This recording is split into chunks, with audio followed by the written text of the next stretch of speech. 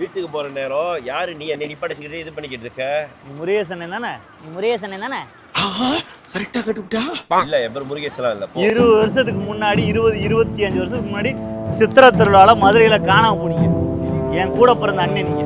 இந்த விஷயத்த நான் வந்து என் மனசு உறுத்திக்கிட்டே இருந்து கரெக்டா கண்டுபிடிச்சிட்டேன். நம்ம சொத்து கிடக்குறேன் ஊர்ல 50 சொத்து நீ தானே அனுபவிக்க போற.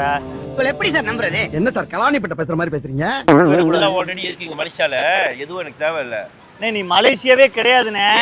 நீ வந்து மதுரை சைடு நீங்க அடி வாங்க போற. நம்ம வந்து எல்லாம் ஒண்ணா இருந்தோம். சாம போயிரு, நிறைய வேலை இருக்கு. டேய் அடிச்சிடுவா நான் சொல்றேன், போயிரு. சரி நான் ஓகே. சரி ஒரு 500 அடி வாங்கிட்டு போற. ஒரு 500 வெள்ளி தான். நான் ஏன்டா உனக்கு 500 வெள்ளி தரணும்? 10 பைசா கிட்ட போடா.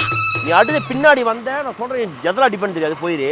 தம்பியை மறந்துட்டேன்னு சொல்லி நான் போயிடுறேன். வாட்சை கேட்டேன் கொடுக்கல, அன்பு கேட்டேன் கொடுக்கல, எதை கேட்டாலும் அடிக்காத அடிக்காத அடிச்சு கொடுவேன். போயிரு போயிரு போயிரு. சாமி கும்பிட வந்திருக்கேன், மாலை போட்டிருக்கேன். மாலை போட்டிருக்கேன் முருகனுக்கு. நாளைக்கு அடுத்த வருஷம் போடுறேன்.